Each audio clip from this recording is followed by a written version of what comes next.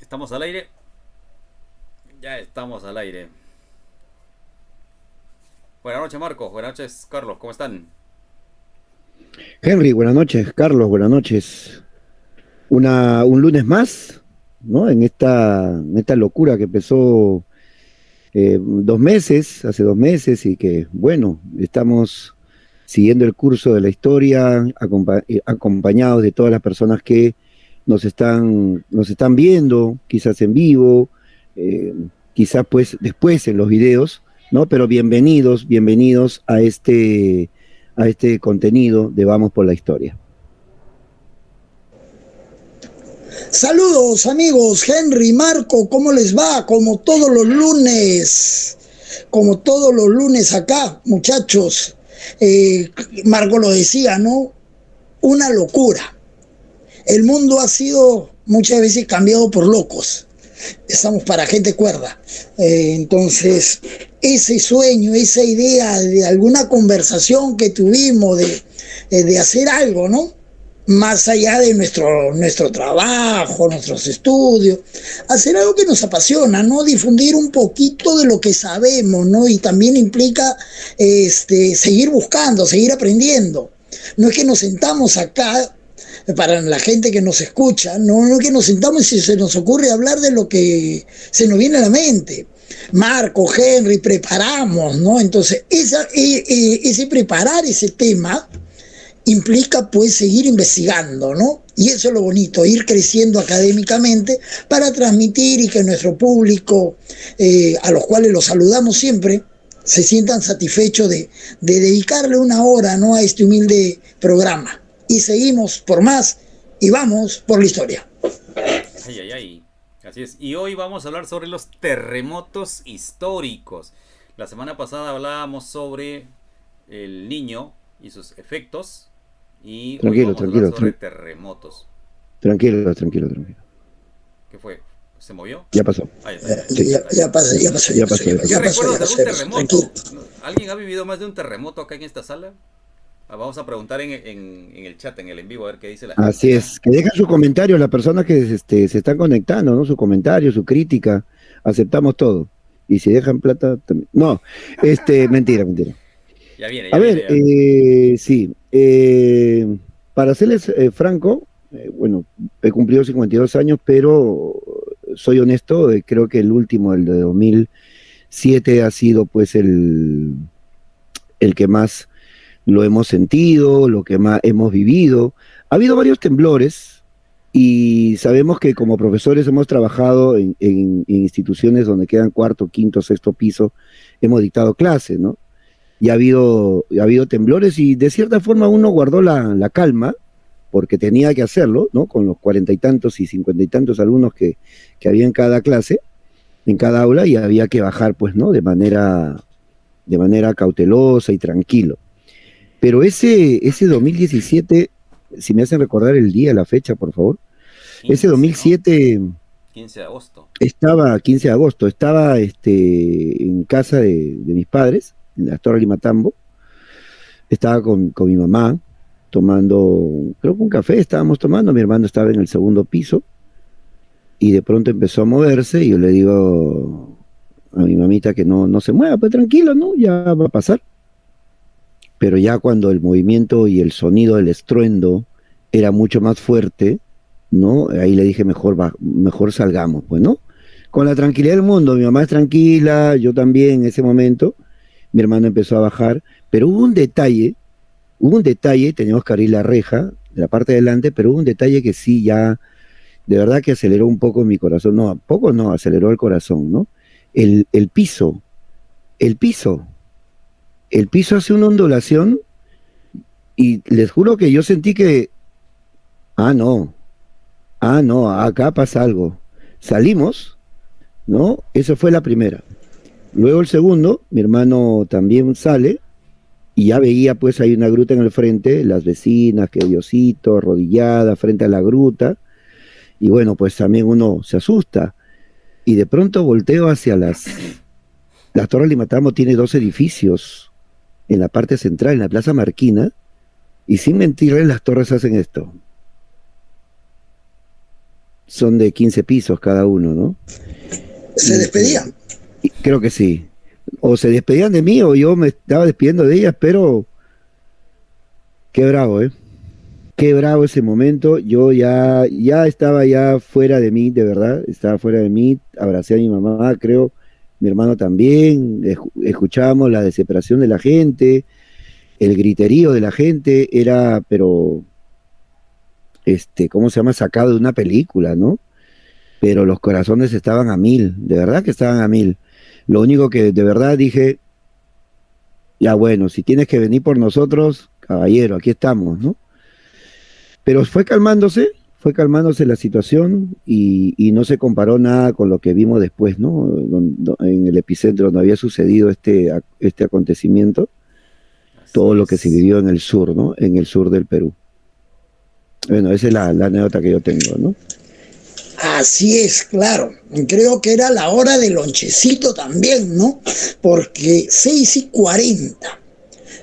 Yo para ese entonces vivía en los portales de Javier Prado, por Ceres.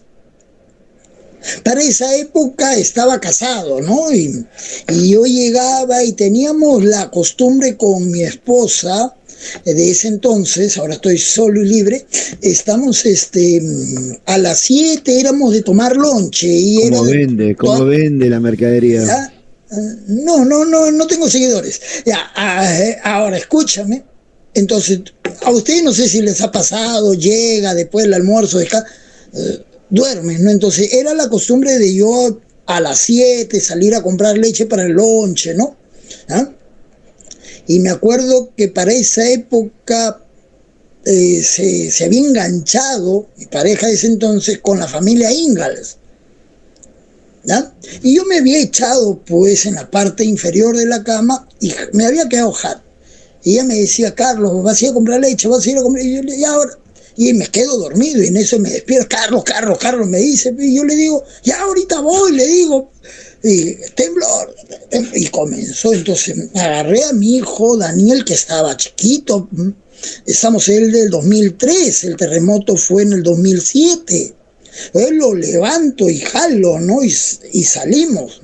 ¿Ah? Y dos cosas que yo no olvido es que justo al frente de nosotros salimos estaba una calle y un tico pasa y se detiene y vi el tico en el aire bailando. Anda. El tico no tenía estabilidad, el tico.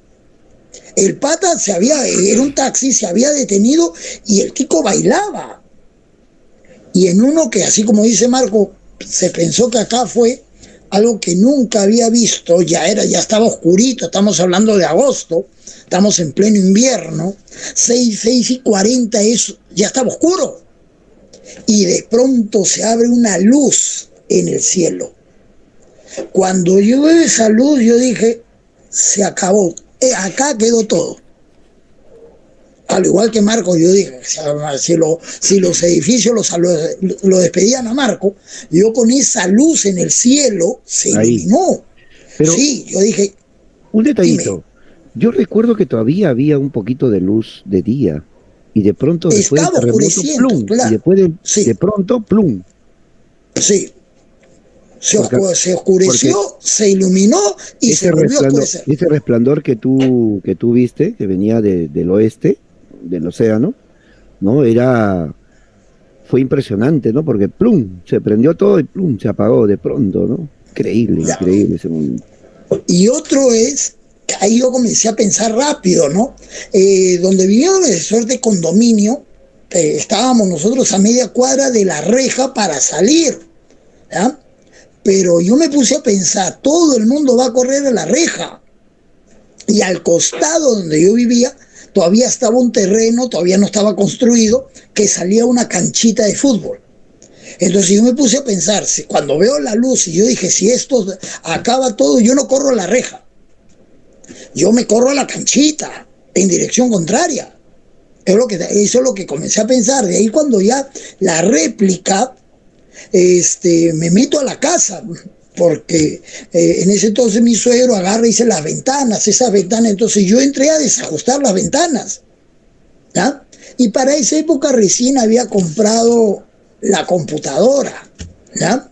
Que a lo largo avanzó y se quedó 3/4. Si hubiera continuado, el CPU se hubiera caído y se jalaba el monitor, pues. Por la fuerza que tiene, iba avanzando, se quedó 3/4, ya estaba en el aire. Si hubiera continuado un poco más, avanzaba y por el peso del CPU se saca la mugre y se viene el monitor con todo, pues. Y me dijeron que era un loco, que cómo me podía haber metido y todo lo demás, pero me salió algo, ¿no? Una de las cosas que no sé si alguna vez se lo comenté, yo hice curso para bombero, quise ser bombero, todo, y al final tuve todo un problema político que largué todo, y había quedado en el cuadro, pues, de preparación, pues. Entonces yo me metí hacia la casa a revisar todo, pues, ¿ya? Entonces, esa fue una de las anécdotas. Y la otra es que después, si hay tiempo, la voy a contar. Estaba muy pequeño, la de 1974, pero vamos a ver qué nos dice Henry. Está bien viejo, ¿eh? Nada, igual que ustedes, el terremoto del 2007 que ocurrió en Ica, no en Lima, ¿no? Para los que nos están siguiendo, fue el evento más traumático, claro. Traumático por 3 razones. Porque mi hijo acababa de cumplir 1 año 2 días atrás, el 13, y mi hijo se quedaba solo con mi suegra, que ya es mayor de edad. ¿Ya? Y lo primero que se cruzó por mi mente es mi hijo. Y es mi primer hijo, ¿no? La sensación de angustia fue terrible. Pero además yo estaba con un grupo de profesores, porque en ese momento era director académico del Colegio Baden-Powell. Un saludo para todos los chicos del Baden-Powell. Y estaba haciendo un trabajo de equipo con los profes. Estaba Mirta Peña, Rocío Solano, Dante Chuquiray. Me parece que estaba también Miguel Vitonera. Y otro profe más. Y yo les decía, no salgan, tranquilos. Y Dante se puso a contar, ya vamos a contar hasta 20. 1, 2, 3. Llegó a 20 y empezó a retroceder. 19, 18. Cuando retrocedió y llegó otra vez a hacer, dije, no, esto está feo. Salimos al patio e igual que Marco. Nosotros tenemos, bueno, el colegio tiene una torre de agua que pasa el 3er piso. La torre debe estar a la altura de un 4º piso. Y la torre parecía gelatina, oye, qué feo. Y ahí Mirta dijo, no, vamos a la calle. Y salimos. Y te juro que yo pensé que había sido una explosión de los cables que habían cortado el fluido eléctrico. Porque sí vi el chispazo, no vi el efecto, vi el chispazo, dije no, reventaron los cables, aquí nos vamos a electrocutar. Y empezó a oscurecer. Ese fue mi segundo trauma. Pero el tercero, mientras iba saliendo y veía este lío de la luz, me acordé de mi viejita. Mi viejita ya le habían detectado cáncer en mayo, ¿no? Y ella estaba en casa, sola, no podía moverse porque ya estaba con la quimio y estaba golpeada en esos días. Y estaba con una sobrina que era menor de edad, pequeñita. Y mi viejita no es de salir. O sea, ella sí, igual que Carlos, ¿no? Se queda en la casa y si regresa hay que regresar, no se hace líos. ¿Y cómo habrá sido el sismo?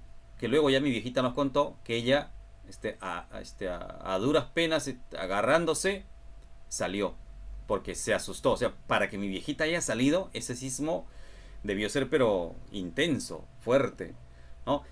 Quiero aprovechar acá en el chat, nos está siguiendo Nicolás Cartagena Rebolledo, mi sobrino. Un saludo para Nicolás, que está acompañándonos, y como él dice, seguidor fiel, siempre ahí con la campanita activada. Y a todas las personas que nos siguen, si activan la campanita van a recibir la notificación de las transmisiones que vamos haciendo cada lunes con Carlos y con Marco. Y también mi viejo por acá, está mi viejito. Él dice, yo pasé 3 terremotos. Los 2 primeros se abrieron la tierra. 3 terremotos, a ver, debe ser el del 60 o del 70, el 74. 63 debe, ¿no? Ser. 6-3. Ya, y el último dice... Hay una... Cierro acá. Disculpa, hay un hay una secuencia, ¿ya? Fue en el 66. Luego viene cada 4 años 70. Y terminó en el 74. Entonces la gente, hubo una psicosis que la gente decía en el 78, porque había cada 4 años se estaba dando. Por eso que en el 75 Velasco Alvarado crea Defensa Civil, porque la gente esperaba un terremoto en el 78. Entonces, si tu papá habla de que vivió 3, yo asumo que habrá sido 6, 6, 70 y 7,4. Claro, claro. Y acá Y el 2000, y el 2007. No, ese no lo cuento. O sea, antes de los 16 él pasó a 3 terremotos, dice. Ah, ok. Y el último, el de Canta, él estaba manejando a Canta. Él es transportista. Estaba yendo con pasajeros a Canta. Ya imagino ya porque él es otro loco para manejar. ¿Te imaginas en Canta, en esa carretera angosta, zigzagueante, toda sinuosa, y en pleno sismo? No, debió ser la locura. Debió ser la locura.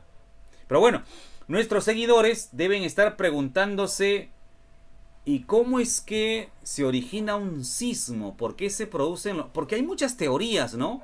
Desde las más antiguas, no sé si se acuerdan la que nos contaban los profes, esas leyendas orientales, que la Tierra es una tabla, que la carga un elefante y a ese elefante lo llevan unas tortugas que van en la Vía Láctea y que cuando se cansa el elefante se mueve y la Tierra tiembla por eso. O sea, desde esas explicaciones fantásticas, pasando por la mitología andina, que Pachacamac, el gran señor de los temblores, cuando no recibe las atenciones debidas, se pone furioso y despierta, y cuando Pachacamac despierta puede ocasionar hasta un cataclismo, ¿no?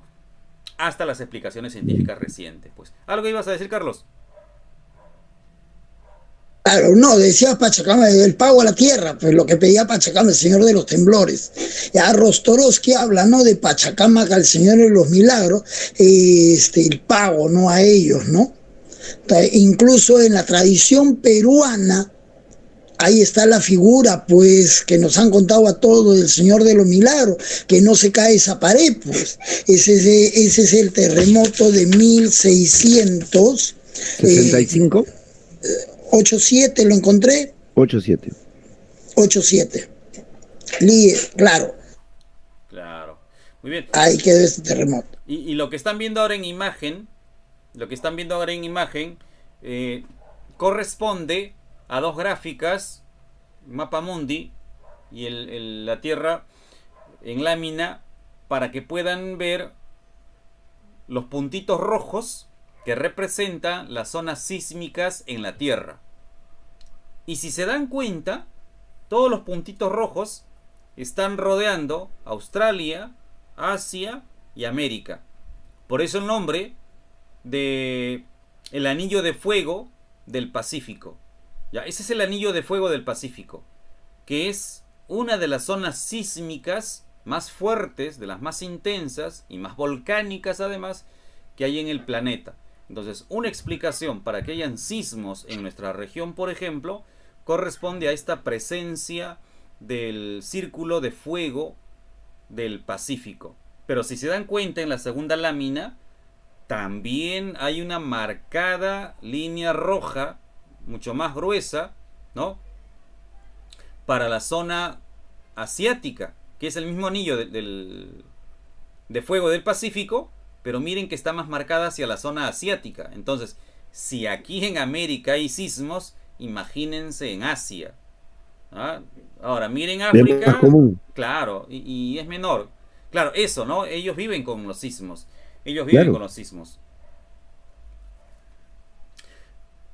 Les estaba comentando en la interna, no sé si recuerdan, que producto de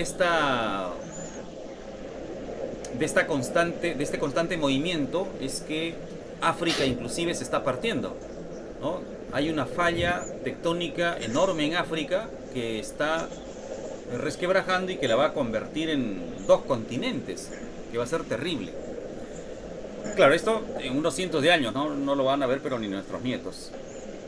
Y en la lámina que están viendo ahora, en esta lámina que están observando, aquí está la otra explicación del por qué hay sismos. Entonces, no solo es el círculo de fuego del Pacífico y su cadena de montañas, sino esta fricción que hay entre la De las placa placas. continental, claro, y las placas submarinas. En nuestro caso, la placa de Nazca. Ese golpe que realiza la placa de Nazca a la base de la placa sudamericana o placa continental hace que haya fricción. Y esa fricción genera desprendimiento de energía.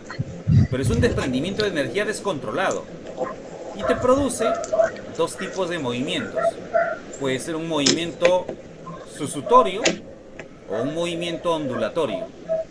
El ondulatorio es el que sintió Marco. Un movimiento ondulatorio es esto, como una ola, ¿no? Y un movimiento susutorio es como el que vivió mi viejo en el del 70, por ejemplo, el de Yungay. Un susutorio hace esto, golpea de arriba abajo de manera permanente. Esos dos movimientos son brutales, pero el movimiento susutorio es criminal. O sea, ese te parte todo. Si el movimiento del 2007 hubiese sido susutorio, con la intensidad que tuvo, desaparecía la mitad de Perú. Fácil. Porque fue muy fuerte y muy prolongado además. No duró 30 segundos, 40 segundos. Se prolongó. A esto hay que sumarle que nosotros no tenemos una cultura de seguridad sísmica. Entonces construimos por construir, y ahí Marco por ahí nos va a soltar un dato de otras regiones en el mundo que han tenido también estos problemas. Y si observan en esta lámina, aquí están los terremotos de los más mentados, ¿no? De los más mentados. No sé si logran verlo. A ver. Tenemos el de Valdivia de 1960. Miren, 9,6 en el pico más alto. ¡Qué bestia! 9,6. Es más, leía en un informe que el de Valdivia llegó en un momento a no tener escala de medición. O sea, se fue de largo. No hubo cómo registrarlo. El de Prince William en Alaska, 9,2. Uno en Indonesia, en Sumatra, el 2004, 9,1. Otro en Japón, en Tohoku, 9,1. En Valparaíso, miren, 9,3. O sea, Chile ha tenido los terremotos más fuertes en la región. En Kamchatka, se acordarán de la península de Kamchatka, ¿no? Los que hablamos de poblamiento americano. Kamchatka, en Rusia, 9 grados. Otra vez Chile, en Arica, 9 grados en el pico más alto, ¿no? Y en la costa del Pacífico, la moderna Columbia Británica, 9,2 allá por 1700, que han sido los más fuertes. Pero miren, lo más fuerte es en esta parte, en el anillo de fuego del Pacífico. Preocupante, ¿no? O sea, no estamos en el paraíso después de todo.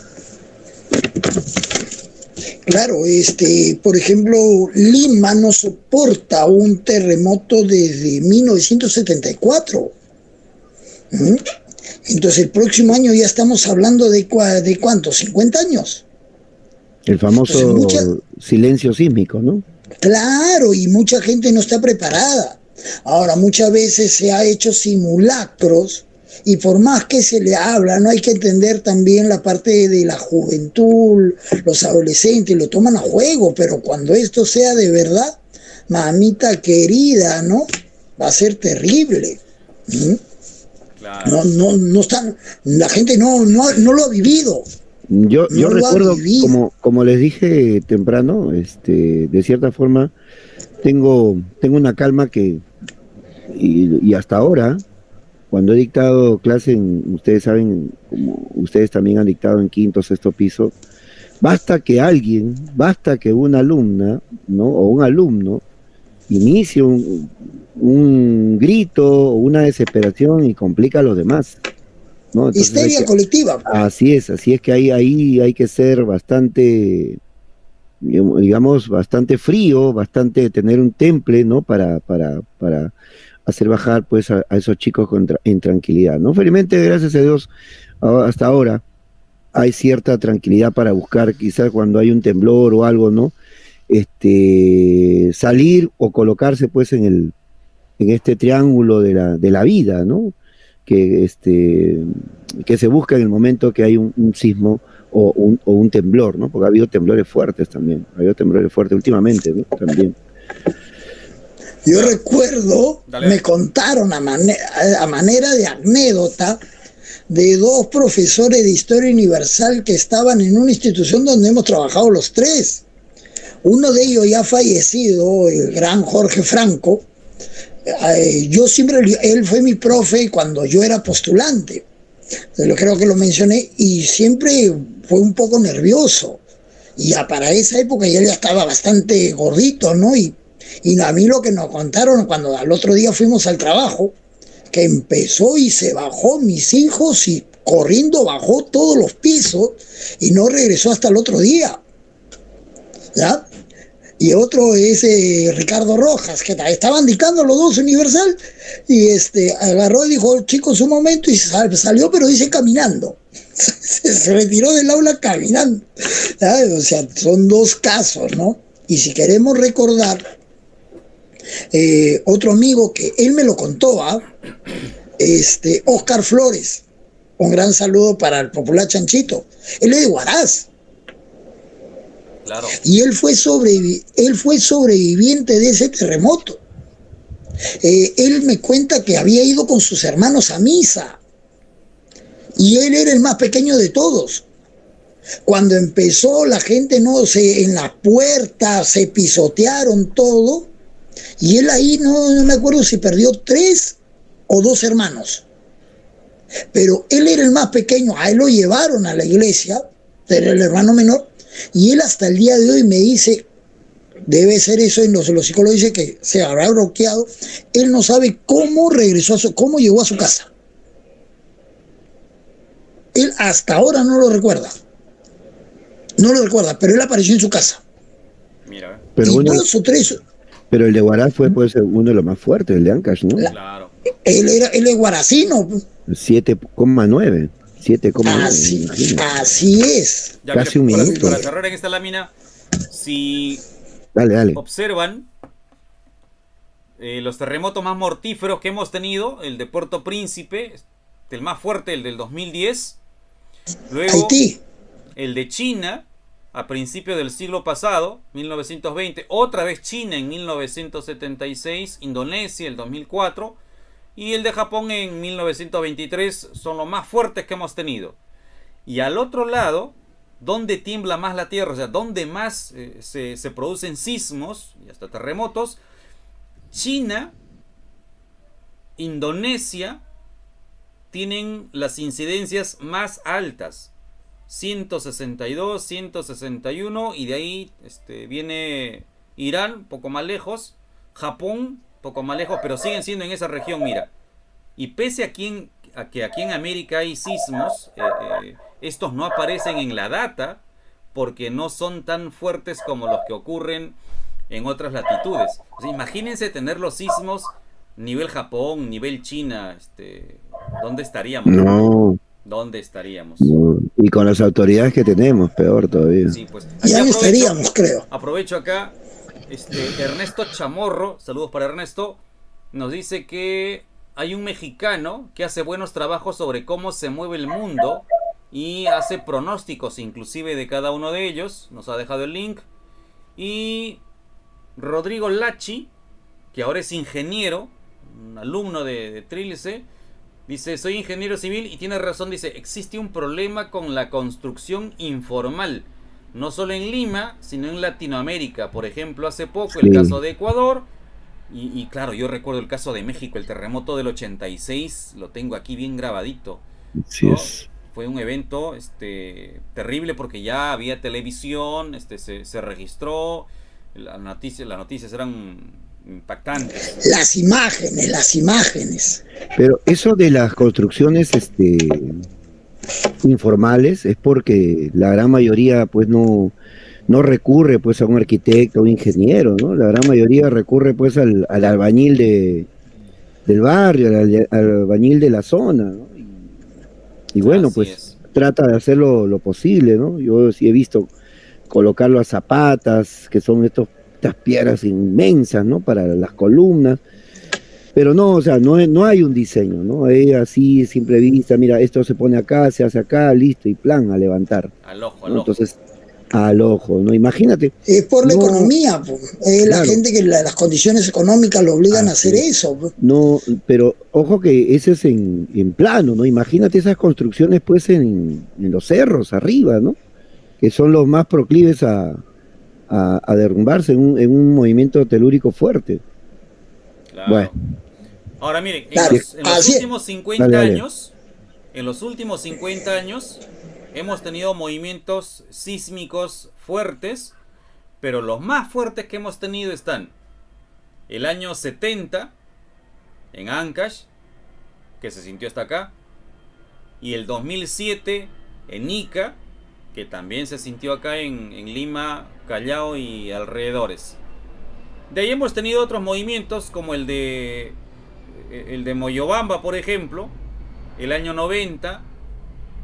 Yo estaba en el colegio, me acuerdo, mi hermano, estábamos ahí y sentimos unos temblorcitos, pero 29 de mayo. ahí en la selva se sintió con mayor intensidad.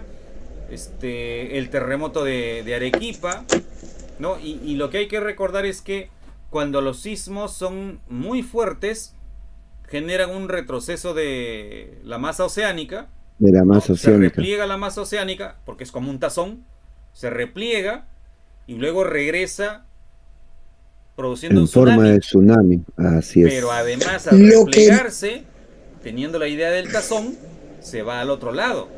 Entonces Ajá. imagínate si hay un terremoto y hay un tsunami a este lado del hemisferio o de la Tierra, al otro lado va a producir también eventos de esta naturaleza. Igual. Así Y es. hablando del tsunami, aquí en el Perú, ¿no? En Lima, en 1746, hubo pues un terremoto. Ya, vamos ahí entonces. Claro, hubo un terremoto en el cual también originó pues un tsunami que se llevó pues la mitad del Callao. Vamos por la historia. Se llevó el Callao, este terremoto de, 28 de octubre de 1746. Gobernaba pues el virrey, el virrey el conde de Superunda. Bueno, va a tener José Manso de Velasco. José Manso de Velasco, que luego va a tener esta condecoración por parte del rey, del conde de Superunda, ¿no? El conde de Superola, imagínate. Ya era de la nueva ola. Claro, Pero la tranquilidad termina. la tranquilidad de Lima, Termina. sí. La tranquilidad de Lima, ¿no? Se vio, digamos, destruida, vamos, literalmente, por este terremoto, ¿no? Estaban mucha gente en la iglesia porque estaban realizando una ceremonia al San Simón y a San Judas Tadeo, pues, ¿no? Y aparece este movimiento telúrico que desapareció 1.300 personas en Lima, ¿no? Las casas se cayeron, dice que si habían 3.000 casas, quedaron 25 en pie. Aparte de eso, repito, lo del tsunami en el Callao, ¿no? Desapareció todo el Callao. Imagínate que en el mar habían casi 30 barcos, y mira que solamente se hundieron todos, y 4 de esos barcos, ¿no? Sobrepasaron los edificios del Callao, o sea, llegaron hasta lo que era la plaza del Callao, ¿no? Y ahí chocaron totalmente. Y lo curioso es que la gente de Lima, al ver toda esta destrucción, corría hacia la plaza mayor para, digamos, de cierta forma, ¿no? Buscar cobijo en el Palacio del Virrey, ¿no? La catedral. Y cuando llegan se dan cuenta que el Palacio del Virrey también está destrozado, el Virrey se ha retirado también, y hay escombros por todos lados, ¿no? Por todos lados. Y la gran labor del Virrey viene en la famosa reconstrucción, ¿no? En la famosa reconstrucción. Ahí es donde se gana este apelativo del conde de Superunda por parte del rey. Carlos, creo que quiere agregar algo más. Claro, es el título que le da. En el año de 1904, el historiador José Toribio Polo hace toda una remembranza y dice que el Perú llegó a tener 2.500 temblores desde la conquista, estamos hasta finales de del siglo XIX. Estamos, y los desastres producto de las construcciones. Recuerda que en la costa las construcciones son de adobe o de quincha, en la sierra son de piedra. Un caso particular es en Arequipa, que las construcciones son de sillar. El sillar, algunos saben, ¿no? Es una especie de tufo volcánico, ¿no? Ahora, tenemos el terremoto de 1687 que destruye Lima, y ahí quien gobernaba y ordena la reconstrucción es el duque de la Palata, Melchor Navarro y Rocaful, como marco. Claro, entonces ahí está, y si no me equivoco, me corrigen si me estoy equivocando, ahí es pues lo de la imagen del Señor de los Milagros que no se destruye, ¿ya? Ese es el terremoto de 1687, este siglo XVII. Marco mencionó el terremoto de 1746, que después del terremoto viene el tsunami, ¿ya? El tsunami, lo que crecimos, mi padre me hablaba, el antiguo maremoto, antes se le llamaba maremoto. No sé si ustedes lo recuerdan, alguna vez lo escucharon. Sí, por supuesto. Ahora ya es más común de llamarlo tsunami. Entonces la reconstrucción de Lima estuvo a cargo del francés Luis Godin. Ahora, ha habido terremotos, por ejemplo, en Arequipa en el siglo XVI, en 1582, en 1660, en 1784, en el siglo XIX, en 1868, que destruye Tacna, Moquegua, y llegó hasta el Pacífico, Japón, Nueva Zelanda, Australia. En el Cusco en el siglo XIX, Trujillo también ha tenido terremoto en 1619, 1725, 1756. Estamos, ¿ya? Ahora, tengo un pequeño librito que alguna vez lo conseguí cuando mi andar por Amazonas, por la Feria de los Libros Viejos, terremotos en el Perú. Estamos de dos personajes, tal vez no los había escuchado mucho, Alberto Gisewski y Enrique Silgaldo. Estamos, que habla, pues este librito tiene hasta el terremoto del 74, no tiene más, ¿no? Entonces acá ahí he recopilado una serie de terremotos en el siglo XX, en 1912, en Piura y Huancabamba. En 1913 en Carabelí, en Chachapoyas en el 28, en el siglo XVI, Martín de Murúa, el cronista, nos dice que antes de Sinchirroca hubo un gran terremoto en el Cusco, igual que en la época de Tupac Yupanqui, ¿no? En la erupción en Arequipa hubo erupción volcánica. En 1533, cuando ya se estaba buscando el sitio para la capital, en Pachacamac, y lo atribuyeron como un anuncio que estaban llegando los barbudos. Los barbudos. Claro, era Hernando Pizarro. Bernabé Cobo, el cronista en Historia del Nuevo Mundo, también nos habla en el siglo XVII, en 1606 en Arequipa y en Huamanga. En el norte, el padre Antonio de la Calancha, en Trujillo, 1619. Uy, acá podemos hablar en 1716, los días 10 y 11. El día 10, en el Callao con maremoto. Claro. Sí.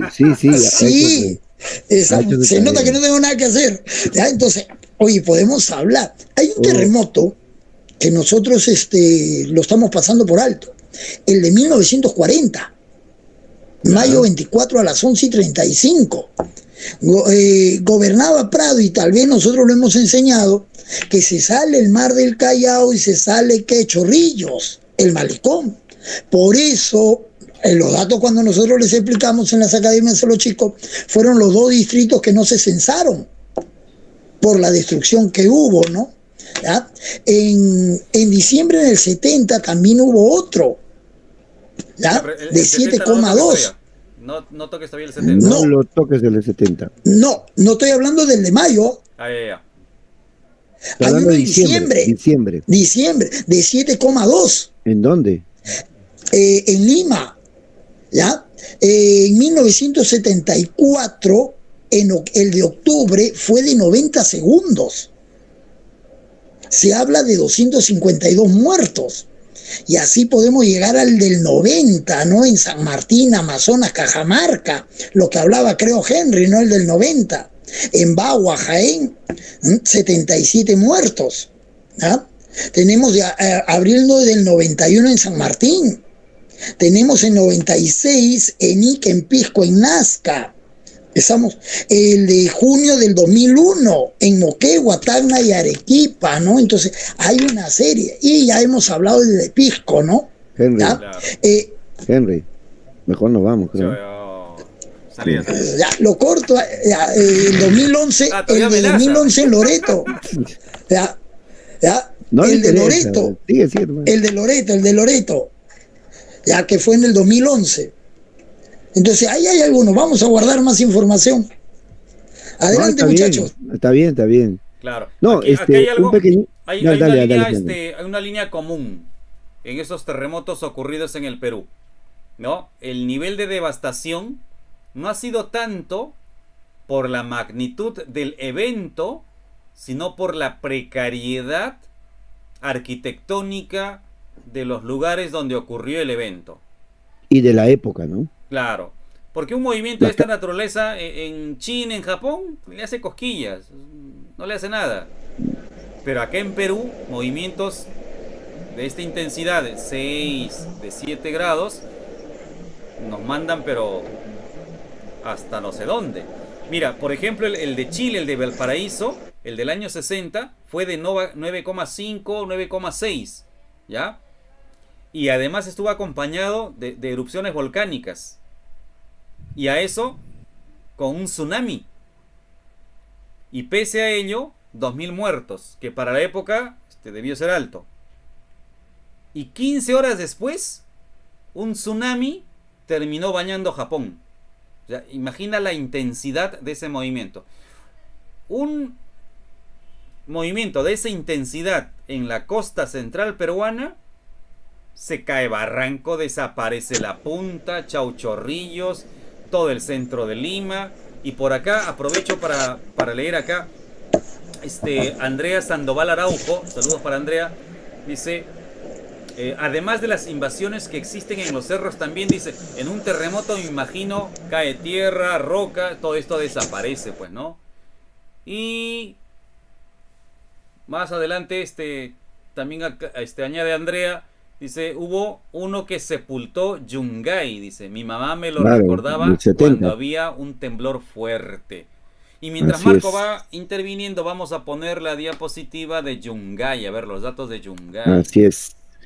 Un pequeño datito, me quedé con el datito de Joseph Danger, estaba viendo este tema del 1746. Hace un aproximado de 8,4 el terremoto de Lima y del Callao, ¿no? Que fue de que desapareció. Y justo, otro detallito, que para la reconstrucción del Callao, ¿no?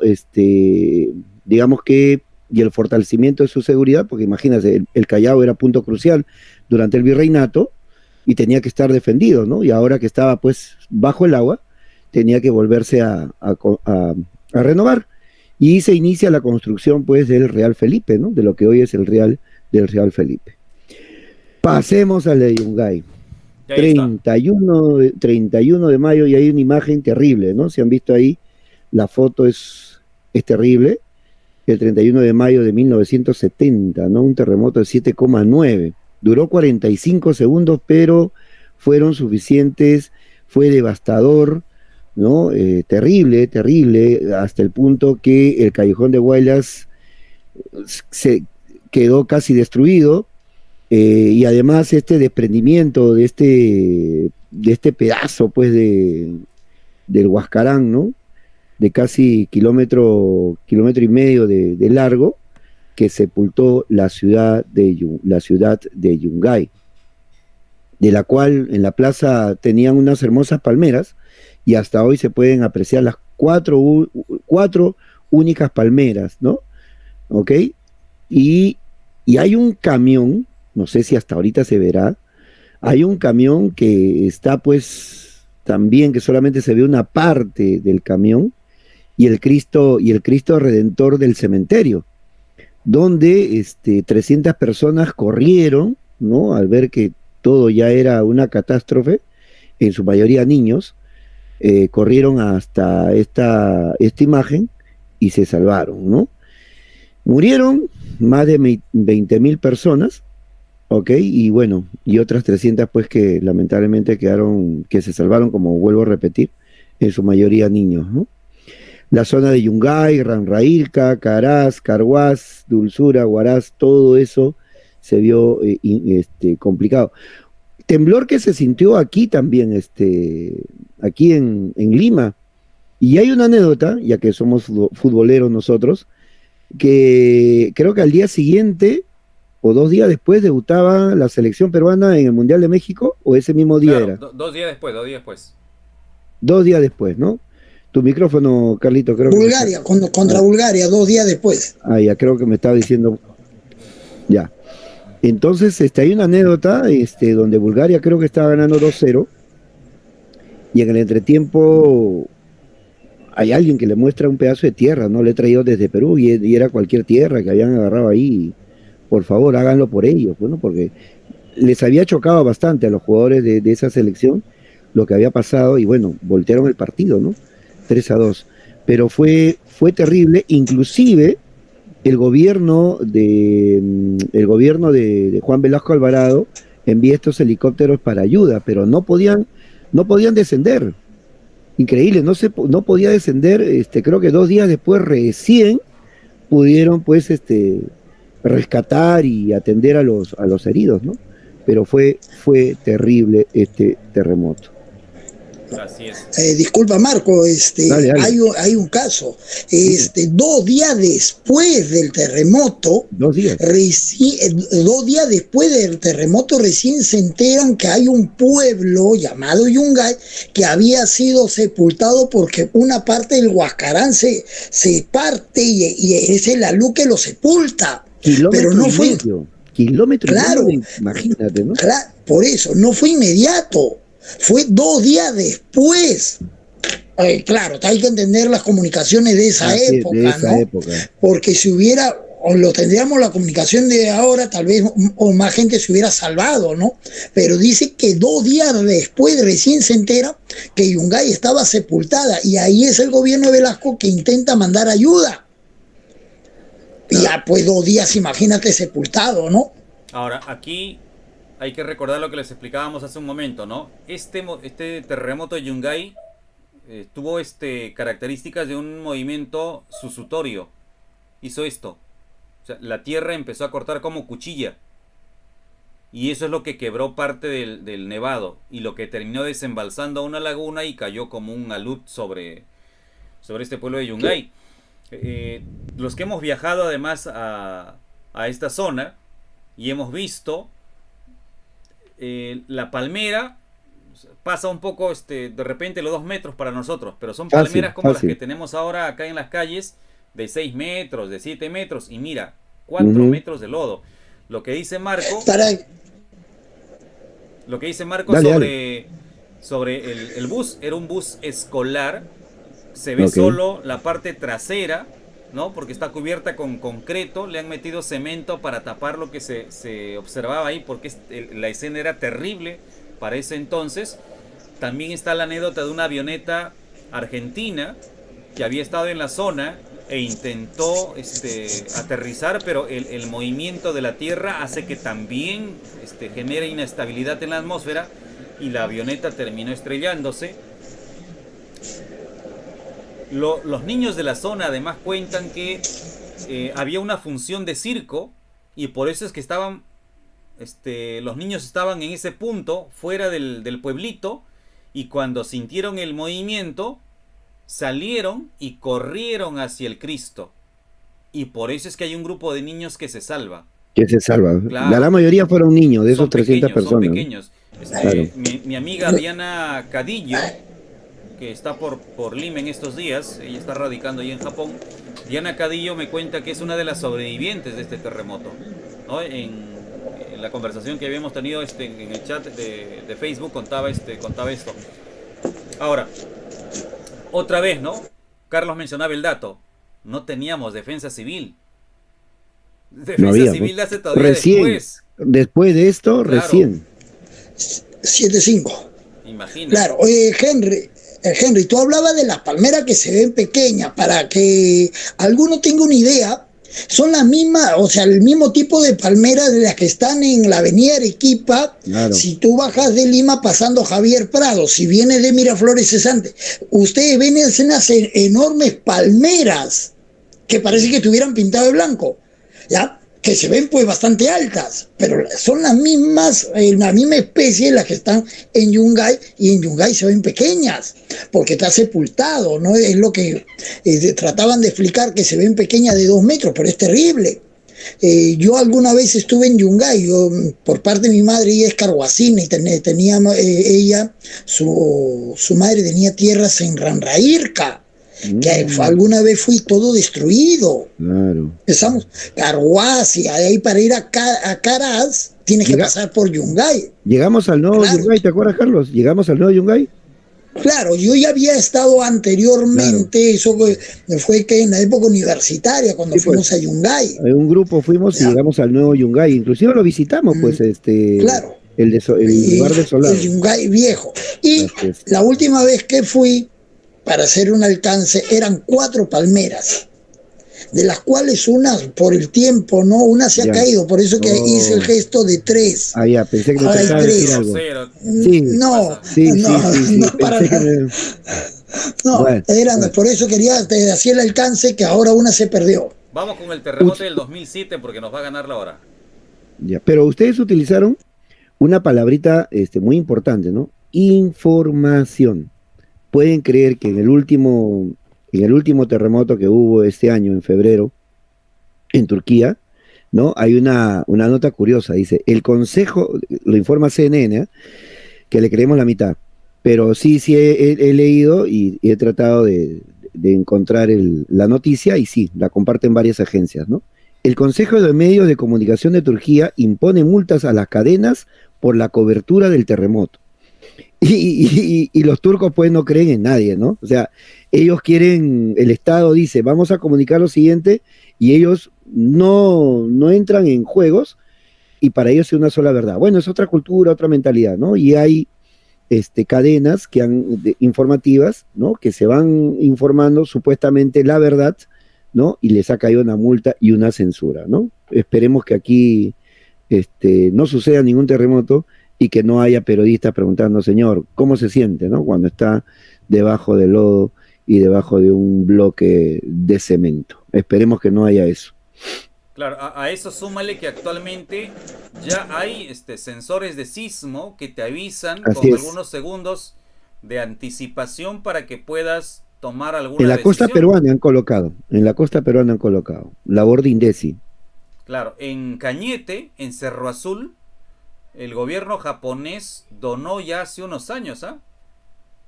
Y no nos ha servido de mucho. Vamos al terremoto del 2007 porque nos gana el oro, muchachos. Vamos. No gana. Bueno, sobre imágenes. Tenemos ahí la lucecita, cuyo nombre es efecto de termoluminiscencia. A ver, para que anoten los alumnos. A ver, termoluminiscencia es ese desprendimiento de energía que sale del fondo marino producto de esta fricción de las tectónicas, la placa Nazca con la placa continental, ¿no? Y ahí las imágenes del efecto devastador, pues, ¿no? Ese 15 de agosto, que fue a que 6:40, 6:50 debió ser, por eso decíamos que estaba clarito todavía. 6:40. 6:40, ¿no? Había luz todavía. Le dan de 7,9 a 8 puntos de intensidad, de magnitud de este sismo, y que se sintió en toda la costa central, pues, ¿no? Y fue en el mar.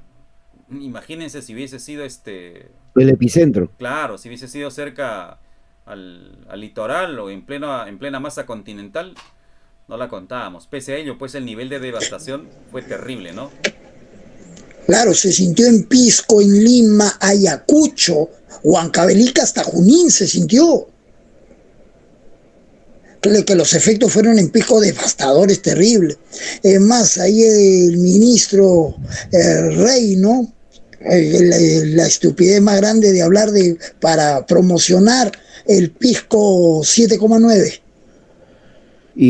Terrible. Y el edificio en Chincha que demoró como más de 5 o 6 años en demolerlo, ¿no? Debieron de haberlo en su momento ser demolido. Ya, esa es otra Cosa historia, que ¿no? Es un sí, problema se ya demora. Así sí, es. es un problema en nuestro país. Acá Andrea Sandoval comparte algo interesante. Dice, este terremoto de Pisco me traumó. Antes de esto no le tenía miedo a los temblores, pero después de cómo fue ese día me empezaron a dar un poco de miedo. Recuerdo Te que entendemos. ella iba a empezar a estudiar, dice por acá. Al final no pude estudiar, dice, además que fue terrible el movimiento, las cosas en la casa se habían caído y no se veía mucho porque todo estaba oscuro, se había ido la luz. Claro, este sismo tiene sus particularidades, primero por el evento, ese efecto de tremoluminiscencia que traumó a la gente. No es como ahora que tú tienes el WhatsApp y grabas, ¿no? En esa época todavía no estaba tan de moda. Pero después sí, conversando con las personas, la gente decía, no, era el fin del mundo. Porque salió un hongo de luz y aparecieron chispitas por todos lados, ¿no? Como una lluvia, una explosión de fuegos artificiales. El movimiento que tuvo 2 momentos y de intensidad, que además fue ondulatorio, lo que hizo una especie de cresta y nos asustó a todos y dijimos, A todos, hasta aquí llegamos, a todos. ¿no? Pero a eso hay que sumarle el antes y el después. Antes que no gane el programa. Antes porque el Perú está en una zona sísmica y tiene, como han visto, como Carlos lo ha detallado, como Marcos ha señalado, tiene ejemplos de sismos en toda su historia. Entonces, sabiendo esto, tendríamos que desarrollar una cultura preventiva, ¿no? De ensayo para estar listos ante un eventual sismo.